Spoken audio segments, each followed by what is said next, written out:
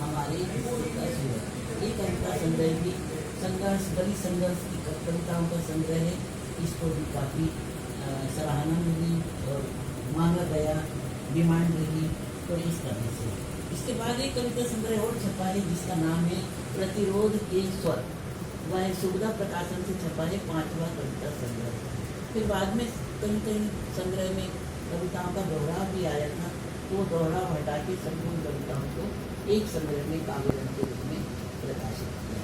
कहानियाँ कैसे आ जाती हैं मन में?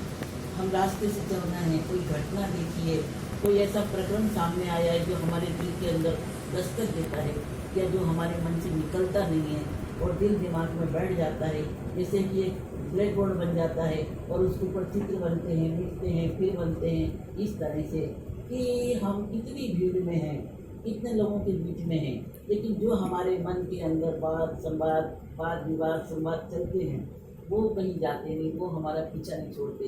और जब वो हमें इतना घेर लेते हैं तो फिर वो लिखे बगैर रहा नहीं जाता। और इस तरह से मेरी कहानी और मेरे नाटक प्रकाशित हुए हैं। जब मैं स्कूल में कॉलेज में पढ़ाती थी तो अक्सर बच्चों को यही कहती थी कि आज तुम ये कहानी पढ़ रहे हो, कहानी ऐसे लिखी जाती है, आप सब भी कहानी लिख सकते हैं। इसी तरह उपन्यासों का लेखन हुआ है। नीला आकाश बहुत ही सहज रूप में लिखा गया है, 2013 में प्रकाशित हुआ है। और इसमें अक्सर हम अपर कास्ट लोगों को शिकायत करते हैं कि आप हमसे भेदभाव करते हैं, लेकिन दलितों में भी जो जाति भेद है 19-20 का है, सब एक सी है, सब शेड्यूल कास्ट। लेकिन ऊंच नीच जो अलग अलग जातियां हैं, कुछ जातियां प्रगतिशील हो गई हैं, बढ़ गई हैं शिक्षा में, पदों में, और जो पीछे रह गए हैं तो उनसे भेदभाव किया जाता है। तो ये जो भेदभाव है दलितों के बीच का, इसके ऊपर नीला आकाश का मैंने कथा वस्तु पता नहीं शायद अपने आप ही आ गई। जो अंदर होगा मन के अंदर, लेखक जब लिखता है पूरा क्लियर प्लॉट नहीं रहता कि वह क्या लिखने जा रहा है, और लिखते समय ही जो अंदर के हमारे विचार अनुभव ये सब जो प्रभाव डालते हैं, उसके साथ ही हमारी दिशा बदल जाती है, एक सही दिशा मिल जाती है और लेखनी अंत में वही पहुंचाती है जो हम देना चाहते हैं। अक्सर अधिकांश लेखन मेरा इसी रूप में हुआ है।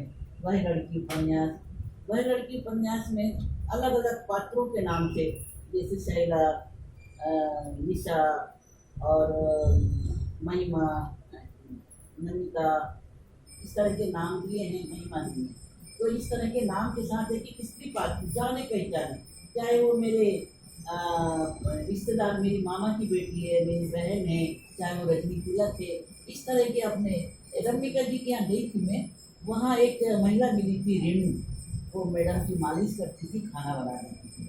वो हमें जब भी समय मिलता था अपनी कथा सुनाती थी, रेणु यादव सर ने कहा, तो वो कि कोई सुने और वो बताए। तो उस समय जो सुना तो मुझे बड़ा ये लगा कि किस तरह वो बिहार के छोटे गांव में रहती है, और जब वो 12-13 साल की थी उसकी शादी हो गई, 14 साल की उम्र में एक बेटा हो गया, और पति को टीबी थी जो उससे 20-25 साल बड़ा था, तो पति तो मर गया। और पत्नी के साथ इतना शोषण कि ससुर भी उसके साथ यानी संबंध बनाने की सोचता है, जेठ भी इस तरह। तो वो वहाँ से बहन के घर जाती है, तो जीजा भी यानी स्त्री यानी भोग्य वस्तु, तो जीजा भी। तो ये सब बातों को मैंने रेणु के नाम से वह लड़की में एक पात्र के रूप में सृजित किया है। और वो रमणिका का घर में, रजनी तिलक का घर है कि मैं वहाँ हूँ और वह अपनी बात बता रही है। किस तरह से कथा सृजित होती है, एक उसका उद्देश्य होता है, एक चरित्र होता है, और वह क्या संदेश दे रही है। और ये उत्पीड़न जो समाज में स्त्रियों का है वो नहीं होना चाहिए। ये बातें समाज तक जाएंगी, लोग पढ़ेंगे, समझेंगे। आज की युवा पीढ़ी जो पढ़ रहे हैं, शोधार्थी हैं, छात्र हैं, वो समझेंगे, तो फिर आगे वह समय आएगा कि ऐसा उत्पीड़न ना हो। तो ये उत्पीड़न तो अभी भी चल रहा है।